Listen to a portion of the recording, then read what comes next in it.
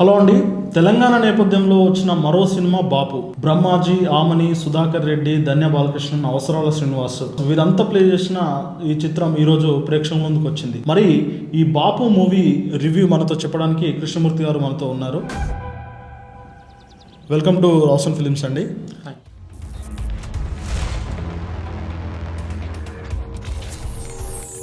ఇప్పుడు బాపు మూవీ చూసారు కదా, ముందుగా సినిమా ఎలా అనిపించింది? బాపు సినిమా ఈ మధ్య పల్లెటూరు నేపథ్యంలో వచ్చేసి వాళ్ళకి మంచి క్రేజ్ కూడా ఉంది. ప్రీవియస్ గా బలగం మూవీ ఒకటి వచ్చింది, బలగం తెలంగాణ వచ్చింది. అలా వచ్చిన మూవీ బాపు మూవీ గురించి చెప్పాలి అంటే ప్రేక్షకులు అనుకున్నంత స్థాయిలో లేదు అని చెప్పొచ్చు.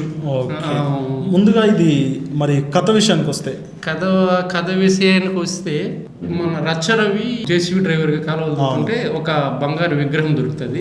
దాన్ని తీసుకుపోయి వాళ్ళ అమ్మకి గంగవ్వకి ఆమె తీసుకుని దాన్ని బావిలో పడేస్తుంది. ఎందుకంటే బంగారు విగ్రహం మన దగ్గర ఉంటే మంచి జరగదు కానీ బావిలో పడేస్తుంది. బావిలో పడేసినప్పుడు మళ్ళీ అదే ఊర్లో మన బ్రహ్మాజీ గారు మల్లయ్య క్యారెక్టర్ బ్రహ్మాజీ గారు అతను పంట అసలు వ్యవసాయదారుడు అప్పులన్నీ తీసుకొచ్చి వ్యవసాయం చేస్తుంటాడు. వ్యవసాయం చేస్తుంటాడు. ఆ సంవత్సరం పత్తి బాగా పండుతుంది. పత్తి బాగా పండిన తర్వాత అక్కడ ఉన్న వాళ్ళంతా వచ్చిన అమౌంట్ మొత్తం మాకే ఇవ్వాలి అంటే అప్పులు తీర్చాలని చెప్తారు. సరే అతను అలానే చెప్తాడు. బట్ ఆ పత్తి వర్షం పడి మొత్తం తడిసిపోతుంది. మార్కెట్ యార్డ్ లో వర్షం తడిసిపోతుంది. తర్వాత అతనికి తెలియక సూసైడ్ చేసుకుంటాడు. ప్రయత్నిస్తాడు. ఆ ప్రయత్నించినప్పుడు ఎవరో పక్కన ఒక అతను నుండి కాపాడుతారు అన్నమాట. కాపాడిన తర్వాత వచ్చి వైఫ్ ఆమని గారు అడుగుతుంది అనమాట, ఎందుకు చనిపోతుంది, ఎందుకు చనిపోతే మన కుటుంబం నాశనం అయిపోతుంది కదా అంటే అది ఏం చెప్తాడంటే, నేను చనిపోతే కనీసం రైతు భరోసా వస్తుంది, గవర్నమెంట్ రైతు బీమా తెలంగాణ 5 లక్షలు అది వస్తుంది చెప్తాడు. వస్తుంది కదా, దాని ద్వారా కొంచెం ఫ్యామిలీ బాగుంటది అన్నప్పుడు అప్పుడు ఆమె నుంచి ఒక ఓడి వస్తుంది, మీరు ఎందుకు చనిపోవాలి, మీ ఫాదర్ పేరు మీద ల్యాండ్, అతన్ని కూడా చంపేసి సుధాకర్ రెడ్డి గారు రెడ్డిని చంపాలనేది ఇలా కుటుంబం అంతా కలిసి ఒక ప్లాన్, అంటే ఆమెని బ్రహ్మాజీ కలిసి ఒక ప్లాన్ వేస్తారు. ఆ తర్వాత సుధాకర్ రెడ్డి గారిని బలగం సుధాకర్ రెడ్డి గారు ఆయన చంపాలనుకున్న తర్వాత ఏం జరిగింది, చంపాలనుకున్న ప్రాసెస్లో ఏం జరిగింది, ఆ ఫైనల్ గా మిస్ అయిన విగ్రహానికి ఈ కుటుంబానికి ఉన్న సంబంధం ఏంటి, ఇదంతా మనం తెర మీద చూసి తెలుసుకోవచ్చు. కథ ఇది అనండి. సూపర్ అండి. ఇక ముఖ్యంగా మనకు నటీనటుల విషయానికి వస్తే నటీనటులు బ్రహ్మాజీ గారు, ఆమనే గారు, అవసరాల శ్రీనివాస్ గారు, సుధాకర్ రెడ్డి గారు మెయిన్ వీళ్ళందరూ క్యారెక్టర్లు, అందరూ విలేజ్ కి యాప్టెడ్ క్యారెక్టర్లు అన్ని బాగా చేశారు. మనకి ఏంటంటే బ్రహ్మాజీ గారు ఇంత ముందుకు చాలా వేరియేషన్ ఉన్న పాత్రలు అవి చేస్తున్నారు కదా, పోలీసు చేశారు, కొన్ని కామెడీ క్యారెక్టర్స్ చేశారు. ఇది అంటే ఫస్ట్ టైం అనుకుంటా తెలంగాణ స్లాంగ్ లో మాట్లాడుతూ తెలంగాణ ఒక ఫాదర్ గా వేయడము ఫస్ట్ టైం బ్రహ్మాజీ.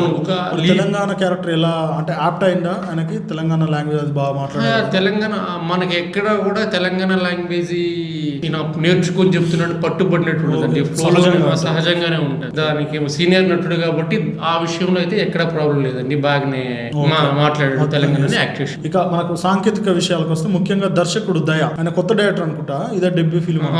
మరి దయ డైరెక్షన్ ఎలా అనిపించింది? దయా గారు కథ రాసుకున్న విధానం అయితే బాగానే ఉందండి. కథ రాసుకున్న విధానము, ఆ ఫ్లో, ఆ ట్విస్ట్లు, ఆ క్యూరియాసిటీ అవన్నీ కరెక్ట్ గానే బాగానే రాసుకున్నాడు.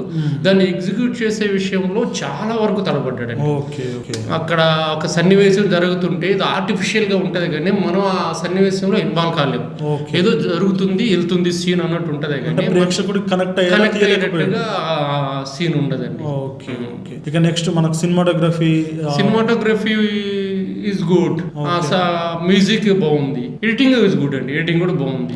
నిర్మాణ విలువలు చాలా పూర్ ఉన్నాయండి, చాలా పూర్ అండి నిర్మాణ విలువలు. అంటే ఒక సీన్ కి ఇవ్వాల్సినంత అవుట్పుట్ మనకు కనిపించదు, చాలా తక్కువ నిర్మాణ విలువలు ఉన్నాయండి. ఇక ఫైనల్ గా బాపు సినిమా గురించి ఒక మాటలో చెప్పాలంటే మన ప్రేక్షకులకు ఏమని చెప్తారు? బాపు సినిమా చూసినంతసేపు ఆర్టిఫిషియల్ ఎమోషన్స్ అండి. ఎక్కడ మనం ఆ సినిమాలో ఏ సీన్ మంచిదై ఉంటుంది, కథ ప్లాట్ మంచిదై ఉంటుంది, కానీ మనం క్యారెక్టర్లోకి ఇన్వాల్వ్ కాము, ఓకే. ఏదో నడుస్తుంది మనం చూస్తున్నాము అని ఒక ఎకనామికల్ ఆర్టిఫిషియల్ గా ఉంటది కానీ అంత ఇన్వాల్వ్ కాలేము. మొత్తం మీద ఎమోషన్స్ లేని బాపు అంటారు. బాపు ఎమోషనల్ గా కనెక్ట్ కాలేని బాబు అని. ఎమోషనల్ గా కనెక్ట్ Connect కాలేని కాలేని బాపు. బాపు అని. ఓకే, బాగుందండి. ఇదండి బాపు చిత్రం యొక్క రివ్యూ. మరిన్ని రివ్యూస్ కోసం సబ్స్క్రైబ్ చేయండి రావుసన్ ఫిలిమ్స్.